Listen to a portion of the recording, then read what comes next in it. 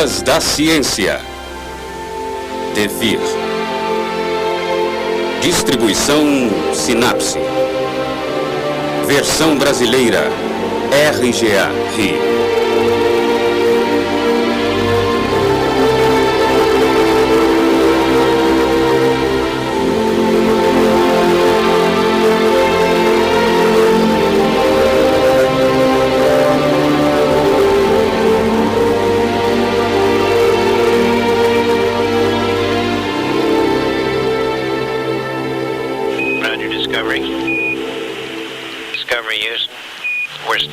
On the go.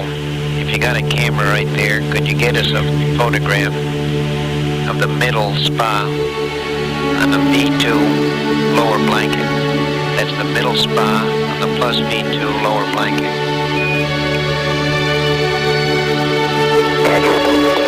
Really go over it? Not yet. You're close. Okay. Thank you.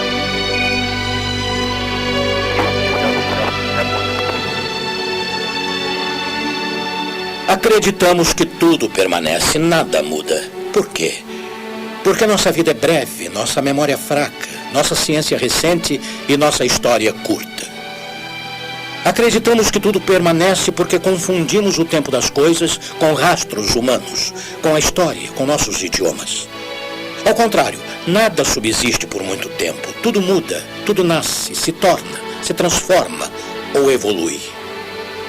Por exemplo, a flora, as ninféias, os nenúfares, as plantas angiospermas, surgidas na era secundária há 140 milhões de anos. A fauna, os dinossauros tão famosos que surgiram da mesma forma que desapareceram. Os homens também. Esse animal que a ciência chama de Homo sapiens. E a história que nasce com a linguagem e as civilizações que sabemos que são mortais. Tudo muda, nasce, se torna. O ar e o mar são sacudidos por tempestades, a terra que treme, o fogo que se apaga. Sim, nada subsiste por muito tempo. Tudo muda e tudo se torna. Mas como muda? Como muda ao longo de que tempo? Um tempo curto ou longo?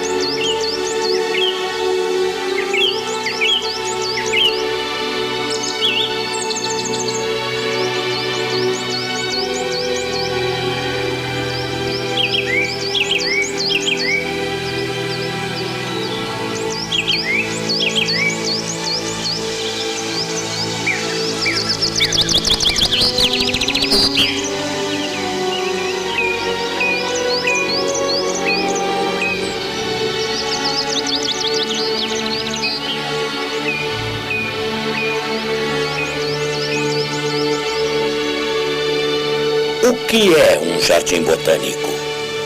É a projeção de um mundo inteiro em um pequeno espaço. É uma coleção, um resumo, um banco, ou como se diz hoje, um banco de dados. É uma conta em banco da natureza. Nele estão todas as plantas e, é bom lembrar, muitas gerações de naturalistas viajaram pelo mundo inteiro para trazer o máximo de plantas possíveis e até todas as plantas do mundo.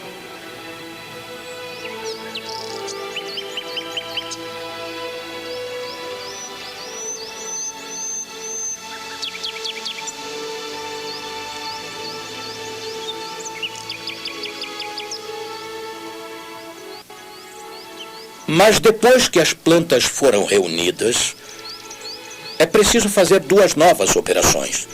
Primeiro, nomear. Depois, classificar. Por que se dá nomes científicos a cada planta? Simplesmente para que os cientistas se entendam entre eles.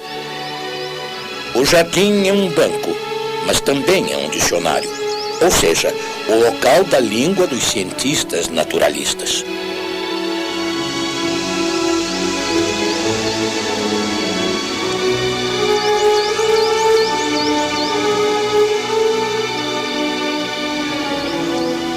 O jardim coloca lado a lado plantas do mesmo gênero. Depois, da mesma espécie.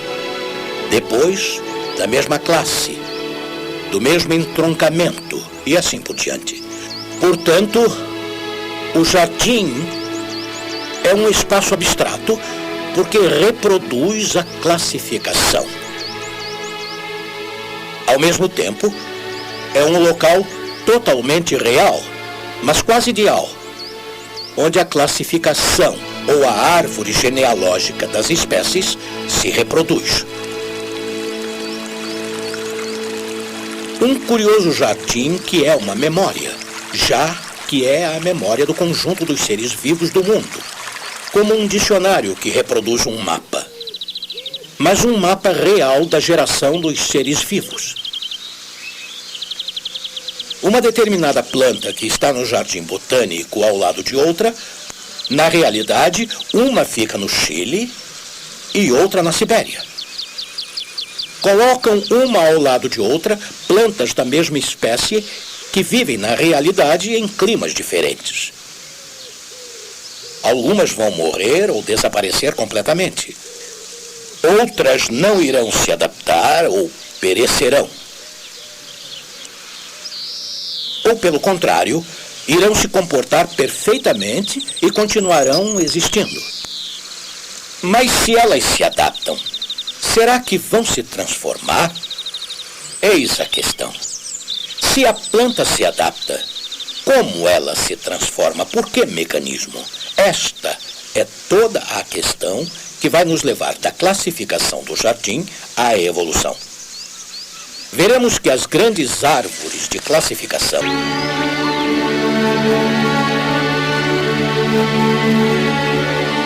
No dia 27 de dezembro de 1831, um navio de 3 mastros da Marinha Real deixa Devonport sob o comando do capitão Robert Fitzroy. A bordo, 76 tripulantes e um jovem de 22 anos, recém-diplomado em Cambridge, naturalista de vocação, Charles Darwin. A missão do Beagle era explorar e fazer o levantamento topográfico das costas da Patagônia, Chile, Peru e de algumas ilhas do Pacífico. A viagem durou 5 anos, passando pelas ilhas de Cabo Verde, pelo Brasil, 2 anos na Patagônia e Terra do Fogo, pelas costas do Chile, as do Peru, as Ilhas Galápagos, Tahiti, Nova Zelândia, Austrália, Ilhas Maurício, Santa Helena, Cabo Verde novamente, Brasil e, finalmente, Inglaterra.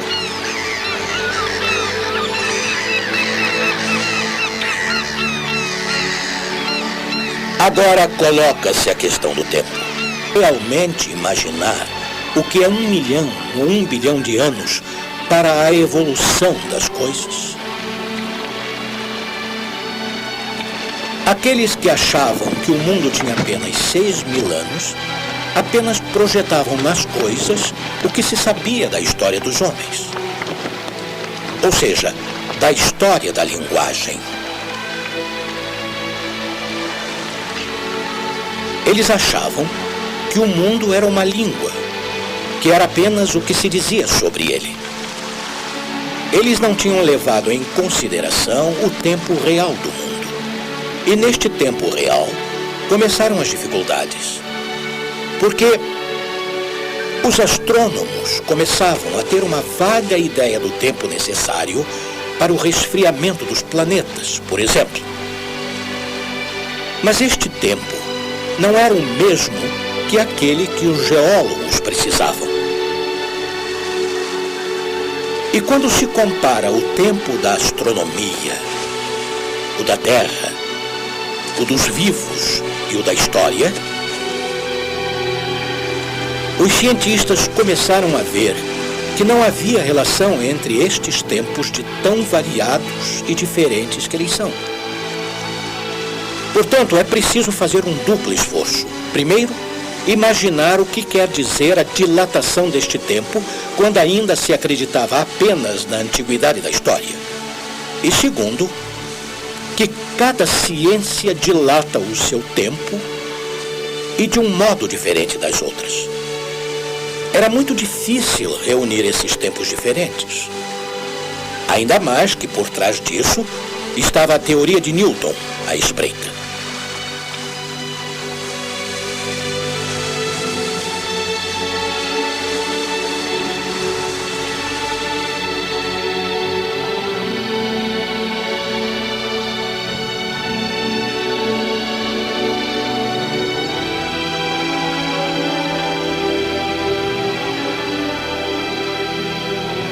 A teoria de Newton era uma teoria mecanicista.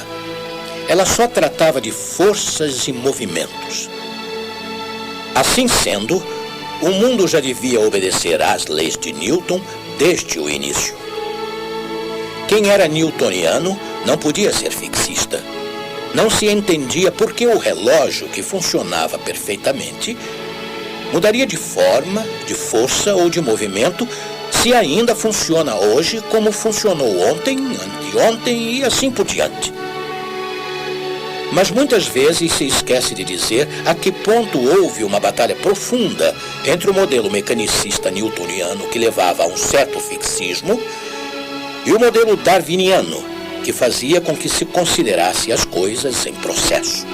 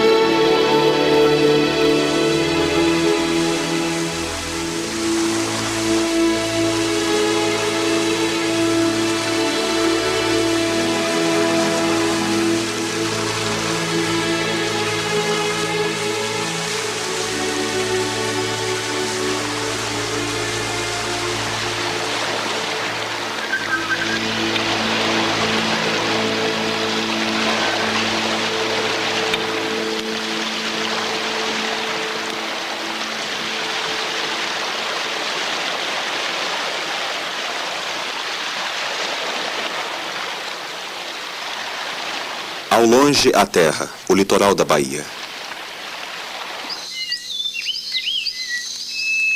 Estamos na floresta sul-americana.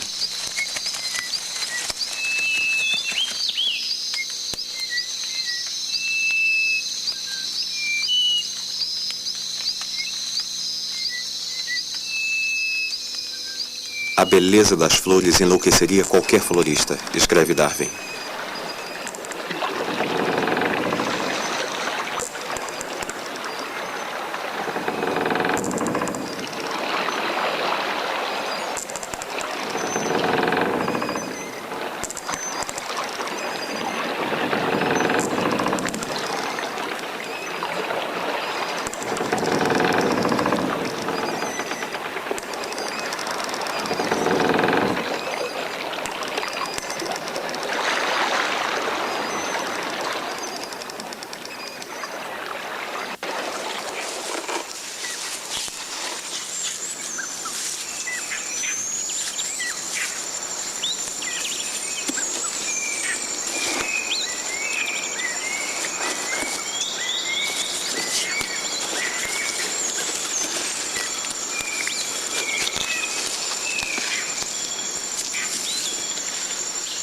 Em uma praia de Bahia Blanca, perto de Buenos Aires, Darwin desenterra ossos de espécies gigantes extintas, um bicho-preguiça, um tatu e um llama. A maioria tem equivalência hoje em dia, como o guanaco.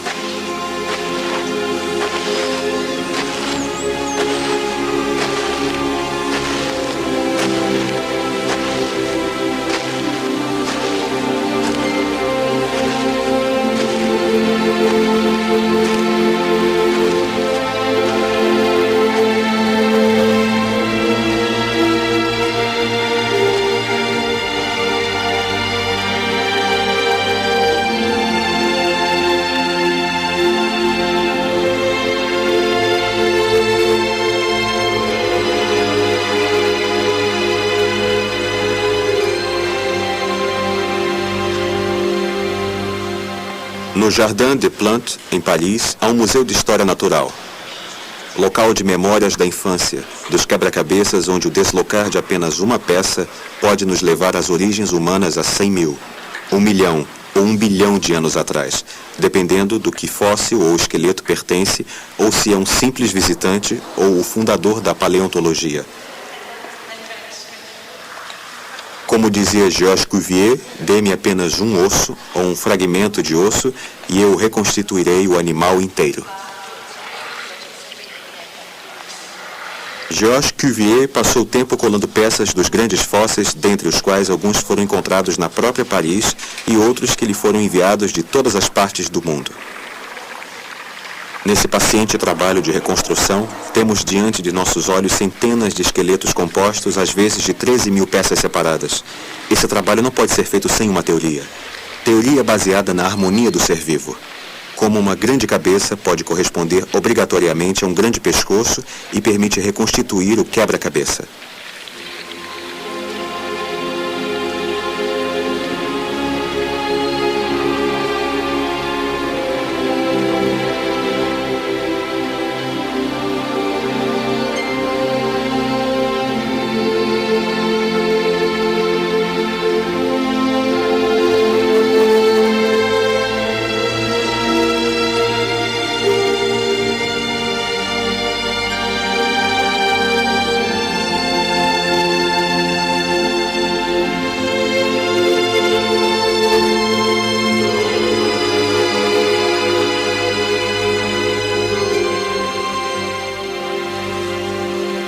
Como ele considerava que as espécies não mudavam? Ele era fixista. Por uma razão muito simples. Cuvier era um brilhante paleontólogo. Conhecia perfeitamente os fósseis de eras desaparecidas e considerava que estes representavam espécies que tinham desaparecido completamente do planeta. Ele acompanhava a sua doutrina fixista de outra doutrina, chamada a teoria das catástrofes. A catástrofe mais conhecida foi a relatada pela Bíblia, o dilúvio, com a erradicação completa de todos os seres vivos, devido à subida das águas e à conservação de apenas um pequeno grupo na famosa arca do patriarca Noé. Ele considerava que a história do mundo tinha sido escandida por imensas catástrofes que eliminaram todos os seres vivos e uma nova criação intervinha para reabitar o mundo de seres vivos.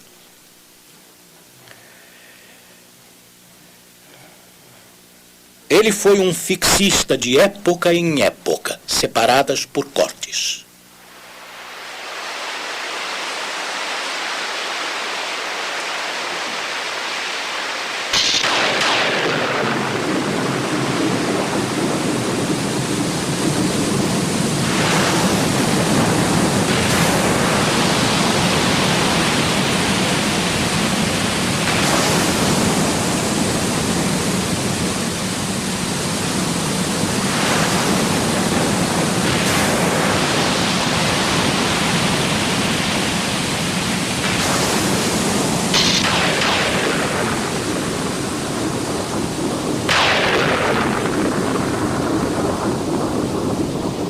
A grande inundação durou 40 dias. O nível da água sempre aumentava até que as mais altas montanhas fossem completamente cobertas. A água subia a mais de 7.000 metros acima dos cumes. Tudo que era vivo e se movia por terra pereceu. Pássaros, gado, animais selvagens, bichos da terra, assim como os homens. Gênesis, capítulo 7, versículo 4.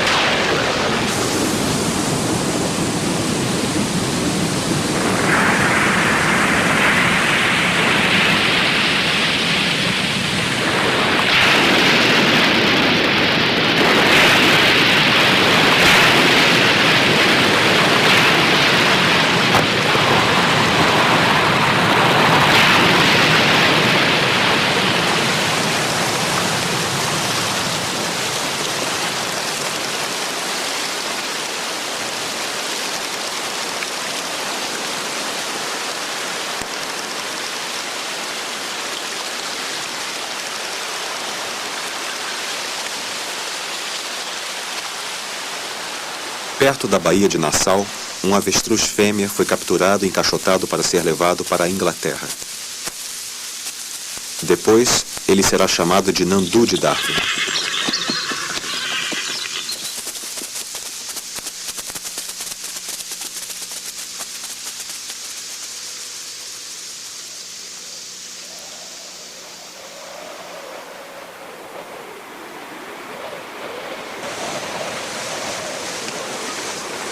Perto do Estreito de Magalhães, Darwin prevê a extinção da raposa. Ele estuda uma espécie de molusco e percebe que sua fecundidade não basta para garantir a sua sobrevivência. 16 de março de 1834. Fiquei surpreso ao contar os ovos de uma grande lesma branca. Uma lesma do mar com 9 centímetros de comprimento. Havia 6.000 ovos. No entanto, essa lesma não é comum, pois mesmo que eu estivesse sempre ocupado procurando-as entre as pedras, vi apenas 7. Mas não há erro mais comum entre os naturalistas do que este. O número dos indivíduos de uma espécie depende da força de propagação da mesma.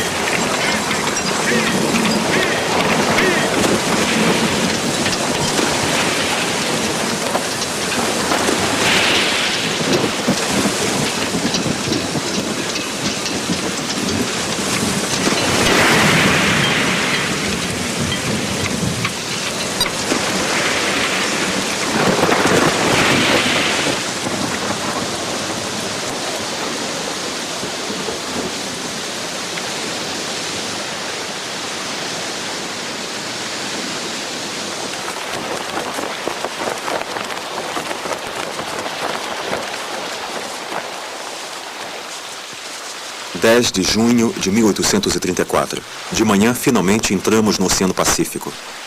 Passamos pelas fúrias ocidentais e orientais. Um pouco depois, ao norte, estava a Via Láctea, passagem assim chamada por causa da grande quantidade de recifes que deixa o mar branco de espuma. Bastaria um olhar neste litoral para quem não está acostumado ao mar ficar durante 8 dias imaginando naufrágios, perigos e morte. É com este último olhar para esta cena terrível que nos despedimos para sempre da Terra do Fogo.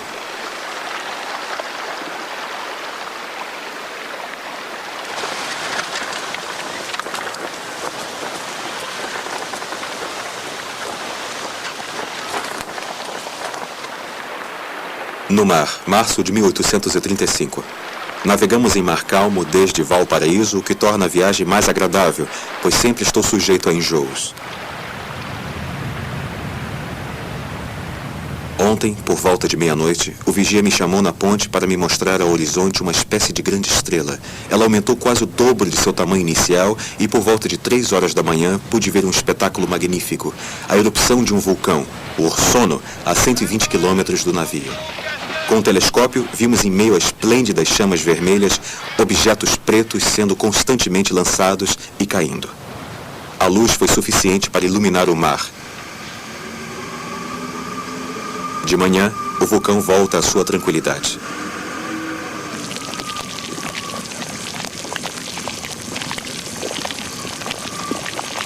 Darwin aborda Valdívia. Concepción ao norte é destruída em poucos segundos. Ele vê as ruínas, o solo remexido de 1 a 3 metros. Ele anota o seguinte em seu caderno de viagem. O soerguimento desta região oferece um interesse muito particular porque foi palco de um grande número de violentos terremotos e por causa da grande quantidade de conchas espalhadas pelo chão, a uma altura de provavelmente 180 ou até 300 metros, creio eu. Nos Andes, acima de Valparaíso, encontram-se conchas fósseis a 4.000 metros. Todos estes elementos indicam um lento soerguimento da crosta terrestre.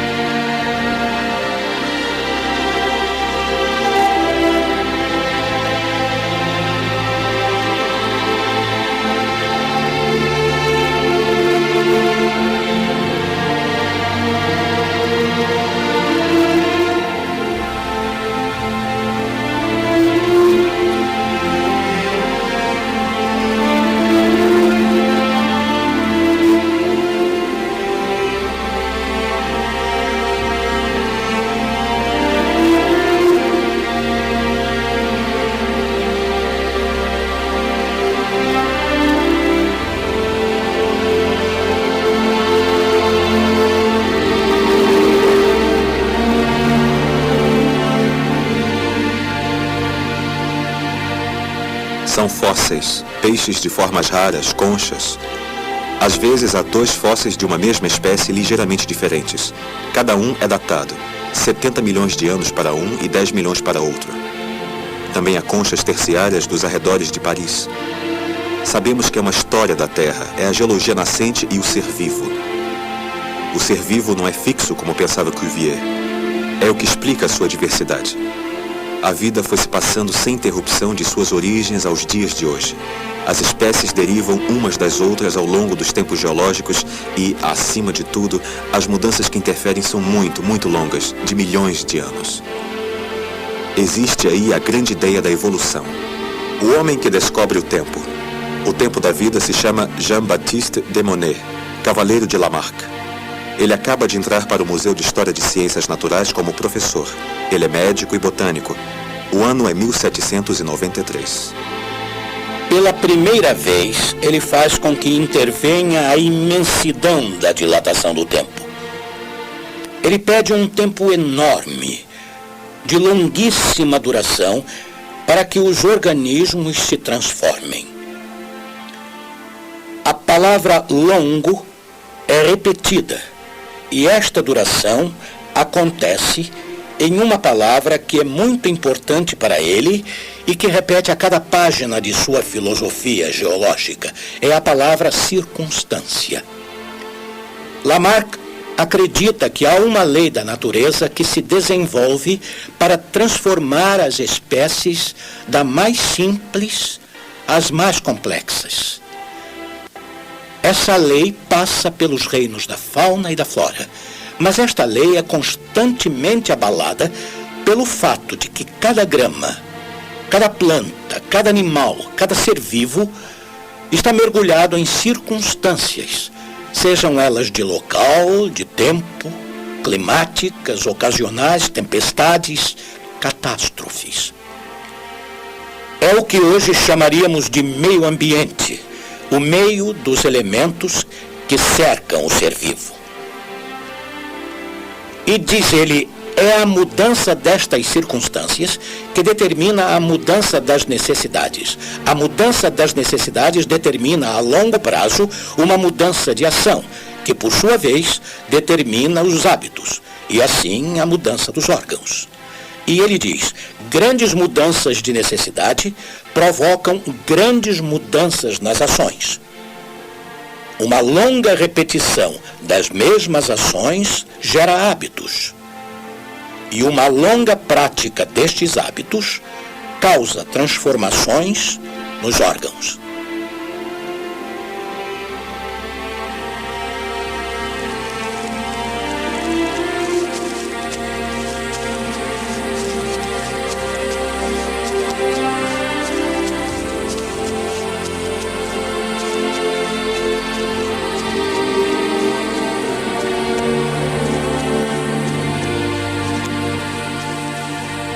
Quando Lamarck trouxe o seu exemplo, que é ridicularizado hoje, da girafa, que tem um pescoço muito comprido, pois ao longo das gerações o pescoço foi se alongando até alcançar uma determinada altura para comer as folhas de algumas árvores muito altas, Darwin traz o exemplo do urso polar, que de tanto nadar de boca aberta nas águas geladas, transformava-se aos poucos em baleia.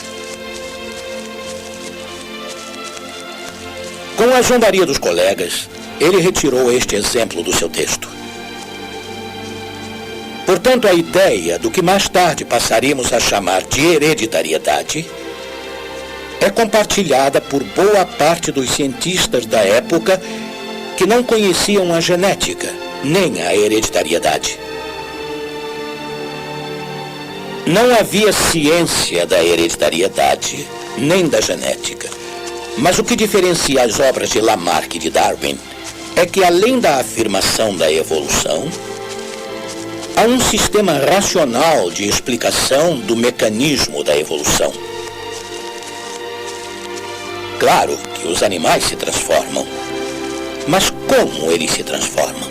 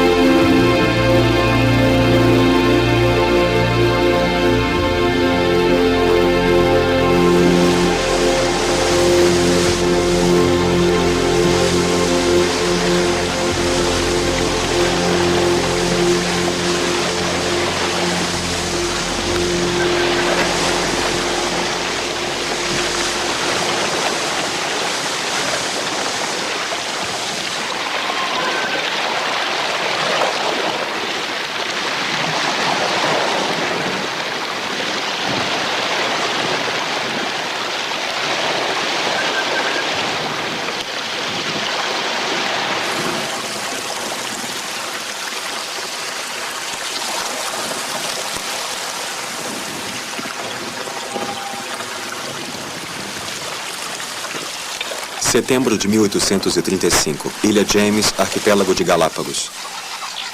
Eu nunca poderia ter imaginado que ilhas que se situam a cerca de 50 ou 60 milhas de distância, quase todas de frente uma para a outra, formadas das mesmas rochas, sob um clima absolutamente igual e praticamente todas da mesma altura, pudessem ter animais tão diferentes.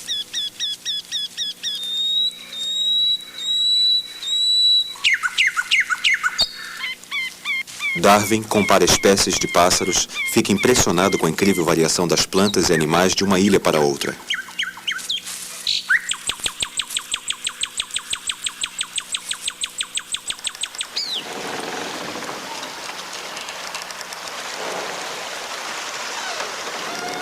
Ele cataloga 71 espécies vegetais, das quais 38 são específicas do arquipélago e 30 só na Ilha James.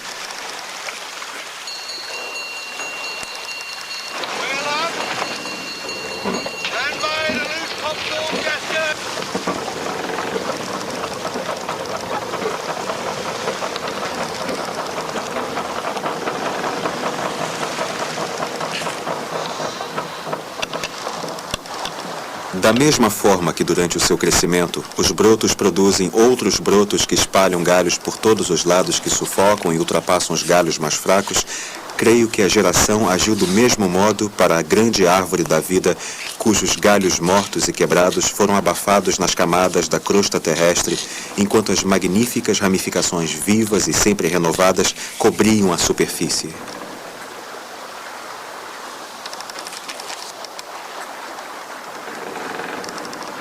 Os fósseis encontrados na América do Sul não são muito diferentes dos das ilhas. As espécies vivas são muito diferentes. Por quê? Olhando os fósseis de tempos mais recuados, parece que cada animal tinha um ancestral com o qual pouco se assemelhava. As tartarugas e iguanas de Galápagos são diferentes dos da América do Sul. Durante milhares de anos aprenderam a se adaptar a seu meio. Para isto, eles evoluíram. É a explicação de Darwin. Eles se transformaram. Mas o essencial é descrever o mecanismo da evolução ou da transformação. E Darwin inventa realmente este mecanismo com o nome de seleção natural ou de persistência do mais apto. E na origem das espécies, ele diz: chamo de seleção natural ou de persistência do mais apto o desaparecimento das variações que não são favoráveis e a manutenção das variações que o são. Esta ideia de seleção natural é tão simples e brilhante que pode aparecer na forma de uma tautologia. Os mais aptos persistem, pois os que persistem são os mais aptos. E o meio se encarrega de fazer a seleção. Esta é a seleção natural, onde desaparecem as variações que não se adaptaram. Portanto, a seleção natural é um mecanismo a posteriori. É depois da mudança de forma que ocorre a seleção natural.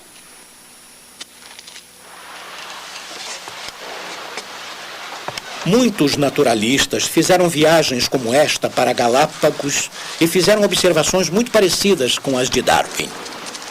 O que diferencia Darwin de todos os outros não é o fato de ter feito a viagem, pois quase todos a fizeram. Também não é o fato de ele ter observado de perto determinados casos, e sim que a partir de tal animal em Galápagos, ou de tal organismo vivo e suas variações, ele tenha pensado em um sistema explicativo racional que é o da mutação e seleção, ou seja, a transformação e a seleção natural. Foi o que fez Darwin ser Darwin. Mas agora toda a questão é saber como é feita essa transformação. Neste ponto existem apenas duas respostas. Uma é lamarckiana, é o meio que se encarrega da transformação. Em relação a isso, Darwin é tão lamarckiano quanto o próprio Lamarck, mas há uma segunda possibilidade que parece ter sido confirmada pela ciência contemporânea, que é o acaso. As variações e transformações ocorrem por acaso. E é só mais tarde, quando se teve a ideia extremamente precisa do que é o material genético, que se descobre o que é uma mutação. Claro que a palavra mutação não foi usada por Darwin. Esta palavra só será entendida muito depois e dominada pela ciência.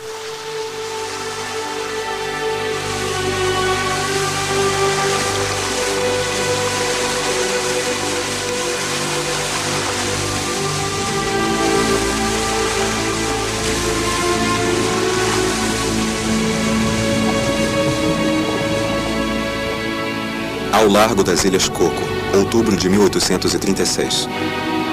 Darwin entende que o lento movimento de depressão da crosta terrestre sob o peso dos restos sedimentários encontra o leve soerguimento marinho causado pelo crescimento dos corais.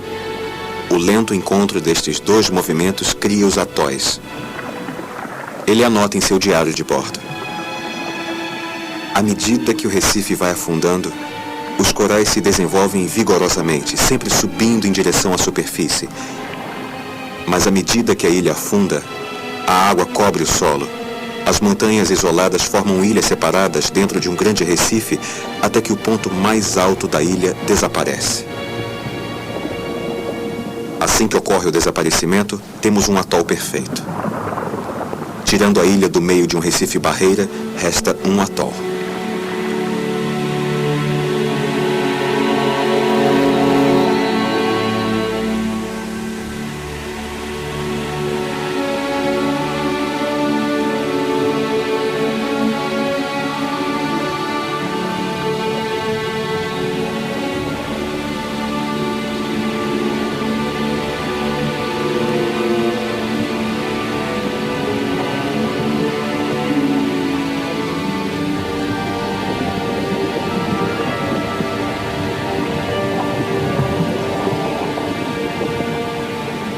Como um geólogo que viveu 10 mil anos, com cuidado de considerar as mudanças em sua vida, poderíamos aprender a conhecer o grande sistema em virtude do qual a superfície do globo se modificou tão profundamente e a terra e as águas mudaram tanto de lugar.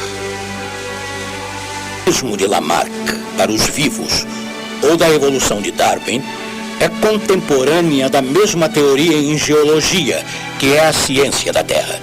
Para a Terra e a sua evolução, passamos a precisar de um tempo tão longo quanto o que os naturalistas precisaram para explicar a evolução dos seres vivos. E mais tarde, precisaremos da mesma dilatação de tempo para explicar as transformações hominianas, não só da história, mas do Homo sapiens, do Homo erectus em geral. Portanto, as três ciências seguem todas quase no mesmo passo: a ciência da Terra, dos seres vivos e a do homem. Para entendê-las, precisamos de uma incrível dilatação de tempo.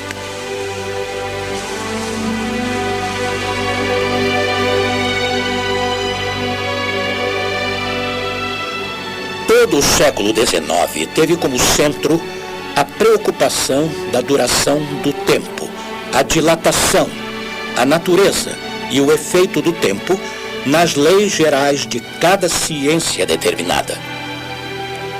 Esse tempo é o do envelhecimento, do nascimento, da invenção, da descoberta, do contínuo brotar de uma constante novidade.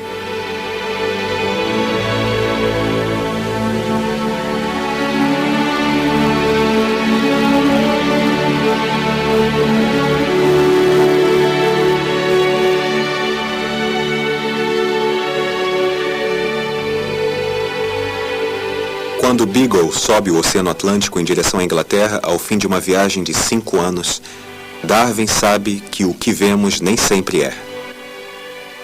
Ele sabe que as espécies evoluem, que a vida na Terra tem uma história. Sabe como contar a origem das espécies e a do homem. Ele tinha 27 anos.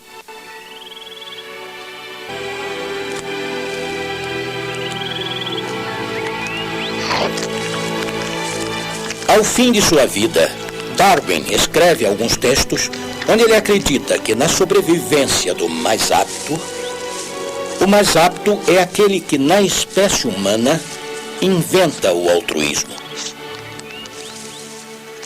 Ao contrário do que se pensa, o mais forte, o que ganha, o vencedor, curiosamente, Homero era cego, Beethoven surdo e Toulouse-Lautrec paralítico.